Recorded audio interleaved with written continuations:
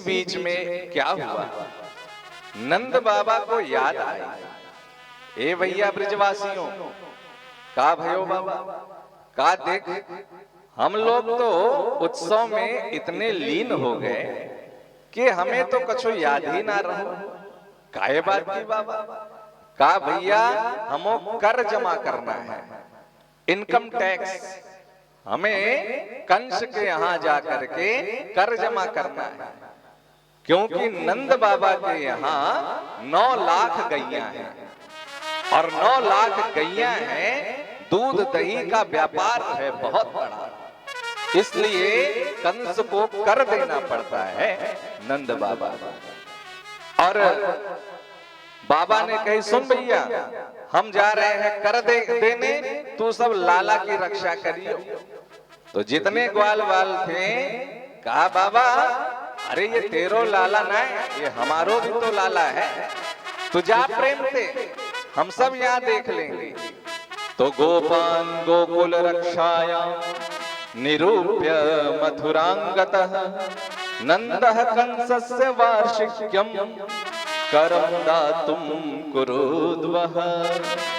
तो नंद बाबा निकल गए उधर कर देने के लिए, और इधर कंस के मन में चिंता हो रही है। जब से विंध्याचल वाली जो देवी हैं, उन्होंने आकाशवाणी में जब से बताया कंस को कि तुझे मारने वाला कहीं आसपास ही पैदा हो गया है, तो कंस ने सारे बच्चों को मारने की योजना बनाई। जब सारे बच्चों को मारने की योजना बनाई, तब तक पूतना आ गई। पूतना ने कहा, हे भैया, आज आप इतने चिंतित क्यों हैं? कहा बहन, वो आकाशवाणी में विंध्याचल वाली देवी ने कहा है कि मुझे मारने वाला कहीं आसपास ही पैदा हो गया है, इसलिए मैं बच्चों को मारूं कैसे, ये मुझे समझ में नहीं आ रहा। अरे इस बहन के रहते हुए आप चिंता क्यों करते हैं? तू क्या कर लेगी? कहा भैया, मेरे पास कालकूट विष है, और वो कालकूट विष मैं अपने स्तनों में लगा करके जाऊंगी और गोकुल और आसपास के जितने बच्चे हैं सबको अपना स्तनपान करा के सबको मार दूंगी, किसी को पता भी नहीं चलेगा। हाँ भाई, बहन हो तो तेरी जैसे, चल तू कर दे ये काम। इधर नंद बाबा निकले कर देने के लिए, और उधर पूतना मौसी चली आई गोकुल में। इधर पूतना आ गई गोकुल में। नंद बाबा जब उधर से आए और पूतना वहां से निकली, तो पूतना को जाते हुए वसुदेव जी ने देख लिया। वसुदेव जी ने देखा कि ये पूतना गोकुल की तरफ गई है, निश्चित रूप से कुछ अनिष्ट होने वाला है। और इधर जब कर दे दिया, कंस को कर देने के बाद नंद बाबा वसुदेव जी से मिलने आए। वसुदेव जी ने जब देखा, अरे ये पूतना तो गोकुल की तरफ गई है, अरे नंद बाबा यहाँ क्या कर रहे हैं? दोनों लोग आपस में बातें करने लगे। जब दोनों लोग आपस में बातें करने लगे और नंद बाबा से कुछ देर वार्ता करने के बाद वसुदेव जी ने कहा, बाबा तू जाने मैं ज्योतिष को जानकार हूं। अच्छा भैया, जरा देख मेरी हाथ की रेखाएं क्या कह रही हैं। और हाथ पकड़ के कुछ इधर उधर बता के वसुदेव जी ने कहा, बाबा तेरे गोकुल में बहुत बड़ो उत्पात होने वाला है, तू भाग यहां से। नंद बाबा ने सोचा कि वसुदेव कभी झूठ नहीं बोलता, वसुदेव ने कही है तो बात सत्य ही होगी। तो इधर नंद बाबा जल्दी जल्दी वहां से निकले, और तब तक यहाँ पूतना मौसी पहुंच गई गोकुल में। और जैसे ही गोकुल में पहुंची, उसके कान में आवाज आई, नंद के आनंद भयो जय कन्हैया लाल की। नंद के आनंद भयो जय कन्हैया लाल की। पूतना ने सोचा काऊ के पूत भयो है और मेरा नाम भी है पूतना, मेरा नाम पूतना है, जाकर देखती हूं किसको पूत भयो है।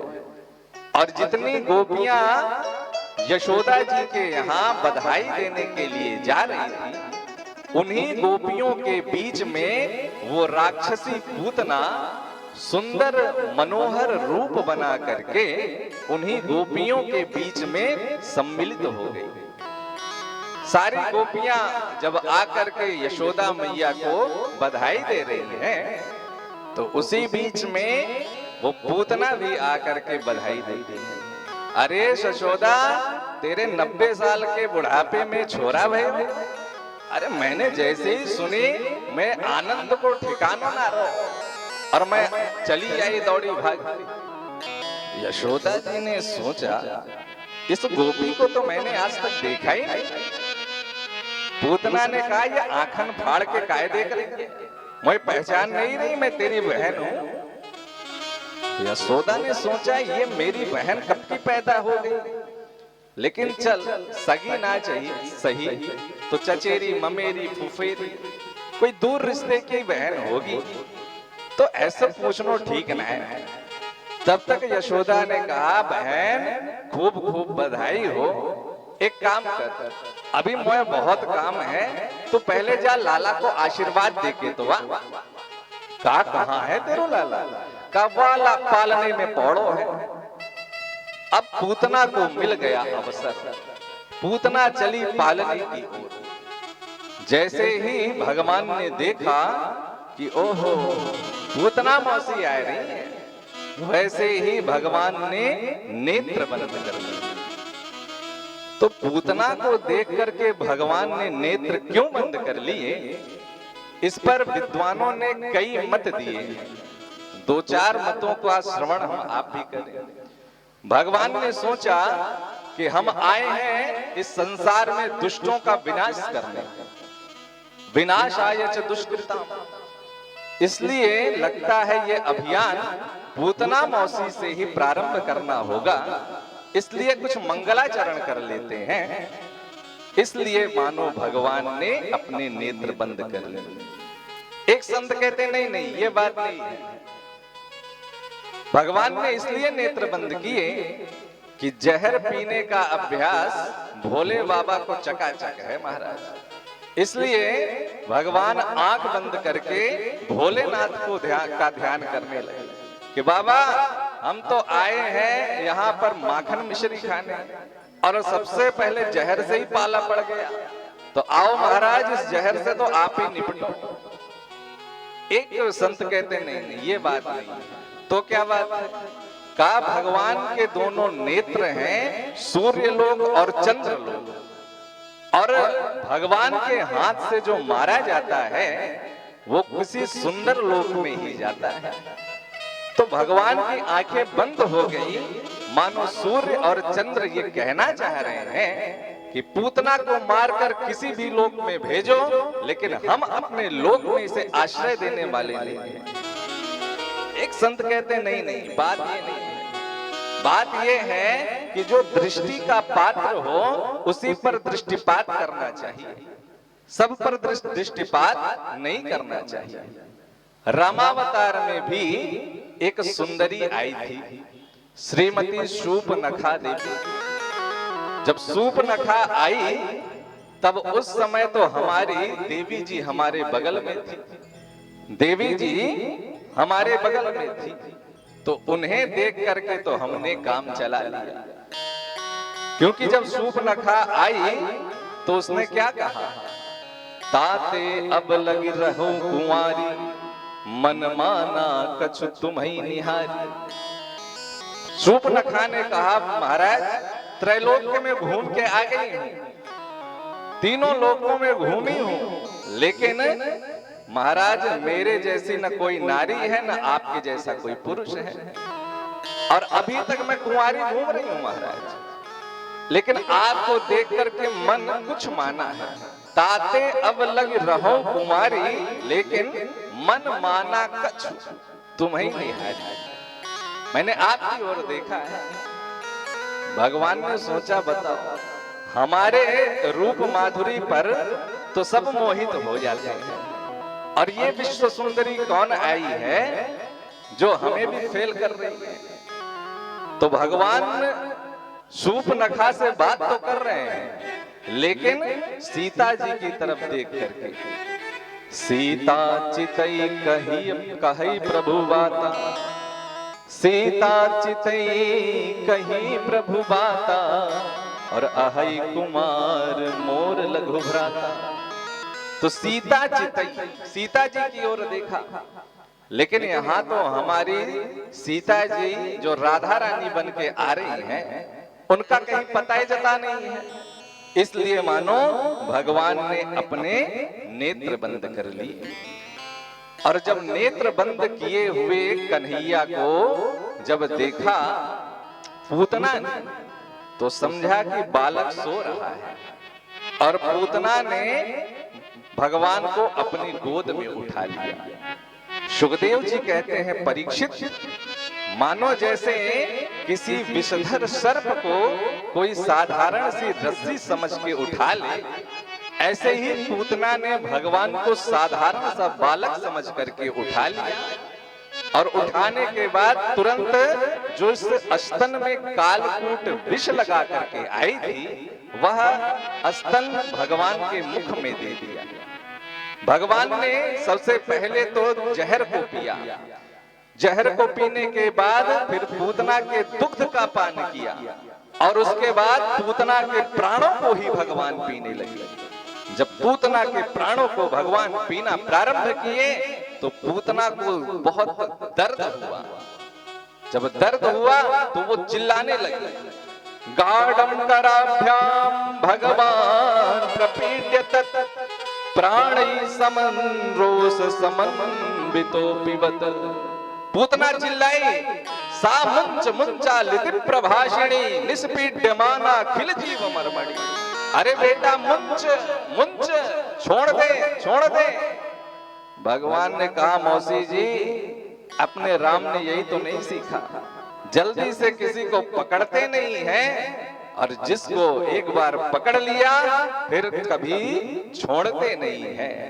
और इस तरह पूतना के जब प्राणों को पीना प्रारंभ किया, तो पूतना भगवान को लेकर महल से बाहर भागी, और भागते भागते उसने अपना वास्तविक रूप प्रकट कर दिया। वास्तविक रूप प्रकट करके जब भागी, तो कुछ ही दूर गई थी कि पूतना का जो शरीर था वो 6 कोस का हो गया महाराज। 6 कोस लंबा चौड़ा शरीर, और भगवान को लेकर जब भागी, प्राण उसके निकल गए, और पूतना का शरीर वहीं पर धड़ाम से धरती पर गिर गया, और 6 कोस तक के वृक्ष चकनाचूर हो गए महाराज। पद्मानोऽपि तद्देहं स्त्रीगभ्युत्यन्तरद्रुमान् चूर्णयामास राजेन्द्र महदासी तदद्भुतम्। महाराज, एक गभ्युत 2 कोस को कहते हैं। एक गभ्युत माने 2 कोस, और सुखदेव जी कह रहे हैं पद्मानोऽपि तद्देहस् त्रिगभ्युत, मतलब 3 गभ्युत तक गिरा। 6 कोस तक के वृक्ष गिर करके महाराज चकनाचूर हो गए। जोर की आवाज हुई, यशोदा मैया घबराई, ये इतनी जोर की आवाज भाई, मेरो लाला कहीं जग ना जाए, कहीं डर ना जाए। भागकर जब पालने की ओर दौड़ी मैया, तो देखा कि भगवान उसमें है ही नहीं। अब मैया घबराई, मेरो लाला कहाँ गए हो, मेरो लाला कहाँ गए हो।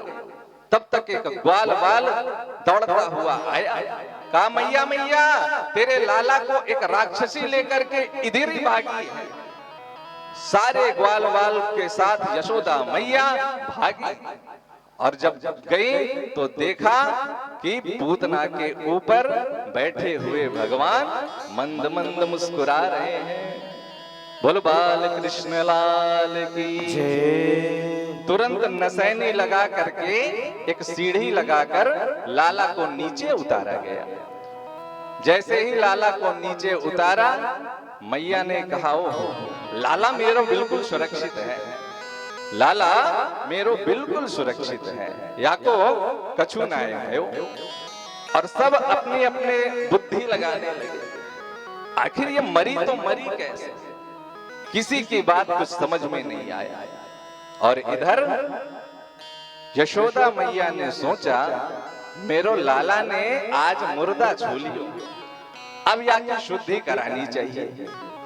तो क्या किया यशोदा मैया ने, गोमूत्रेण स्नापयित्वा पुनर्गोरज सार्वभौम।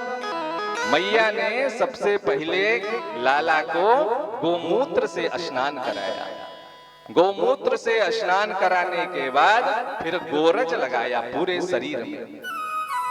गौ माता की बड़ी महिमा है महाराज। गौ माता के द्वारा उत्पन्न जितने भी पदार्थ हैं, बड़ी दिव्य शक्ति है उसमें।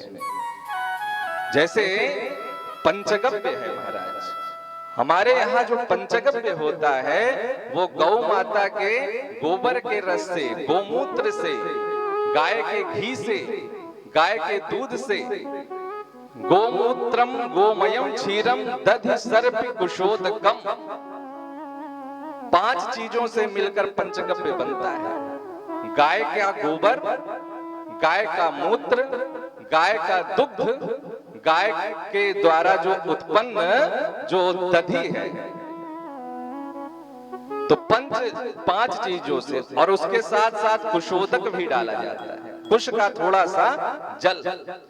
तो गोमूत्रम गोमयम क्षीरम दधि सर्पि कुशोदकम पंचगव्यामिदं प्रोक्तम महापातक नाशनम। जो पंचगव्य का प्रतिदिन पान करते हैं, उनके शरीर के सारे रोग नष्ट हो जाते हैं। महाराज वैज्ञानिकों ने यहां तक शोध किया है कि जो पंचगव्य का प्रतिदिन पान करे तो कैंसर तक का रोग ठीक हो सकता है महाराज। तो पंचगव्य पान कराते समय ब्राह्मण मंत्र पढ़ते हैं, यत त्वगस्तिगतं पापम देहे तिष्ठति मामके प्राशनात् पंचगव्यस्य दहत् अग्निरिवेन्धनम्।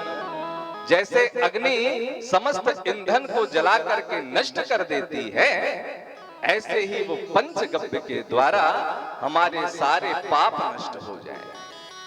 हमारे यहाँ कहा जाता है कि हड्डी तक के पाप निकाल करके पंचगव्य नष्ट कर देती है। ये गौ माता का चमत्कार है। तो जब भी कोई बाधा आती है तो यशोदा मैया सबसे पहले लाला को गोमूत्र में स्नान कराती है। और इधर मैया ने क्या किया, गोमूत्र से स्नान कराया, गोरज लगाया पूरे शरीर में।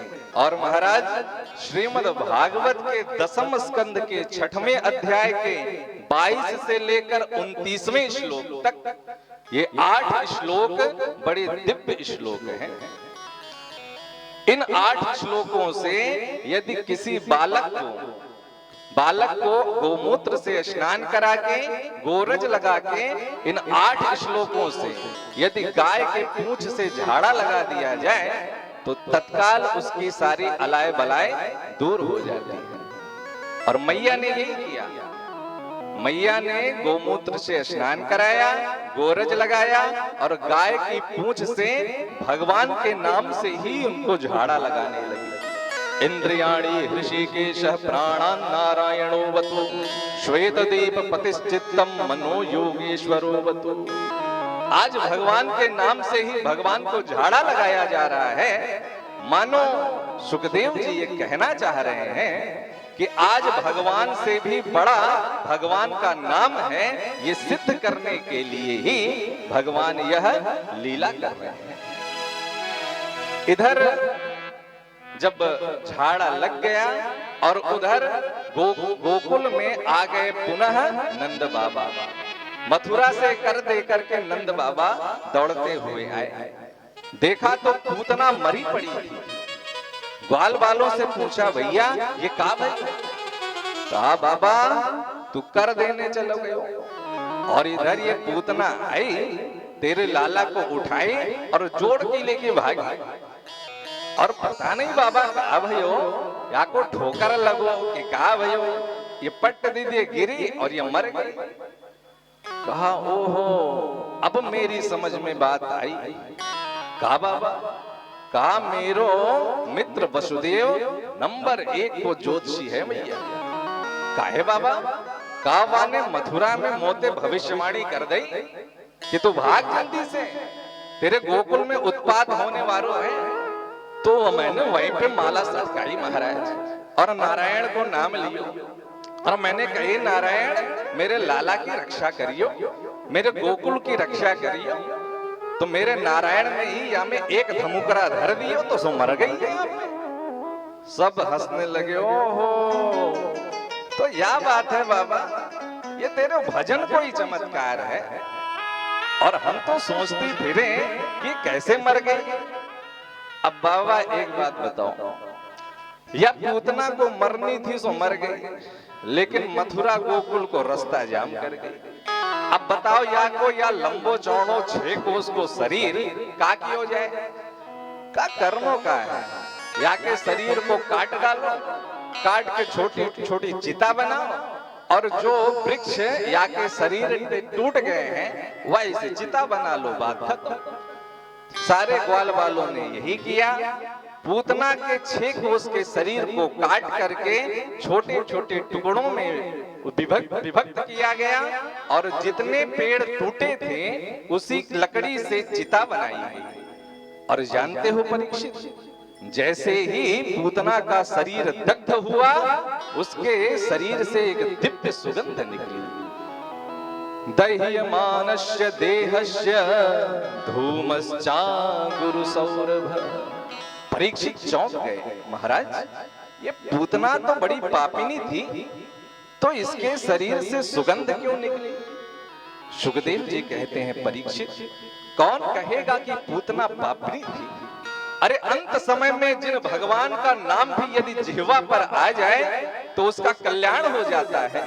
और जो अपने हृदय से भगवान को लगाए अपना दुग्ध पान कराती हुई पूतना ने अपने प्राण त्यागे तो उसके कल्याण में कैसा संदेह हो सकता है परीक्षित। तो कौन कहेगा कि ये पूतना पापिनी थी। माना कि पूतना में बहुत दोष थे लेकिन भगवान कभी किसी का दोष नहीं देखते। पूतना लोक बालग्नि राक्षसी रुधिरासना जिघांसया पिहरे स्तनम दद्वाप सद्गतिम। पूतना में बहुत दोष थे। पूतना कौन थी? कहा पूतना लोक बालग्नि। पूतना बालकों की हत्यारी थी। कहा महाराज कुल खानदान अच्छा रहा होगा। कहा ना राक्षसी का भोजन सात्विक करती रही होगी। कहा ना रुधिरासना रक्त का आहार करती थी तो भगवान के पास शरणागत होकर के आई रही होगी। कहा ना जिघांसया पिहरे। जिघांसया हंतुम इच्छा जिघांसया भगवान को मारने की इच्छा से आई थी लेकिन भगवान ने उसके अंदर एक सद्गुण देख लिया। कहा मेरी मौसी पूतना इतने प्रेम से आई, मुझे अपनी गोद में उठाई, मुझे अपना स्तनपान कराई। ये कार्य तो आज तक मेरी माँ यशोदा ने ही किया है। तो जो कार्य मेरी यशोदा मैया ने किया है वही पूतना मौसी कर रही है। इसलिए स्तनम दत्वा सद्गतिम भगवान ने एक सद्गुण देख लिया। कबहुक करि करुणा नर देहि और देत ईश बिनु हेतु सही। हमें भगवान ने करुणा करके यह शरीर प्रदान कर दिया है। और यदि हम ये सोचें कि हमने अपने तपोबल से, हमने अपने उद्यम से, हमने अपने सत्कर्म से यह मनुष्य का शरीर प्राप्त कर लिया है तो ये आपका भ्रम है। भगवान ने बड़ी कृपा करके, करुणा करके यह मनुष्य शरीर प्रदान किया है। जन अवगुण प्रभु मान न काऊ, जन अवगुण प्रभु मान न काऊ, जन अवगुण प्रभु मान न काऊ,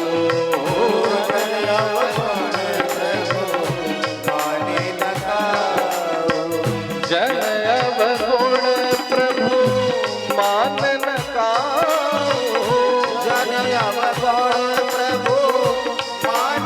काऊ, दीन बंधु अति मृदुल स्वभाव, दीन बंधु अति मृदुल स्वभाव, दीन बंधु अति मृदुल स्वभाव, दीन बंधु अति मृदुल तो भगवान किसी का दोष देखते ही नहीं है, इसलिए छोटे से सद्गुण पर रीझ करके ही भगवान ने पूतना को परम गति प्रदान कर दी। यह एतत् पूतना मोक्षम कृष्णस्यार्भकमद्भुतम शृणुया श्रद्धया मर्त्यो गोविंदे लभते रतिम। जो इस पूतना मोक्ष की कथा को प्रेम पूर्वक सुनता है वो गोविंदे लभते रतिम, भगवान श्री कृष्ण के चरणों में उसकी प्रीति हो जाती है।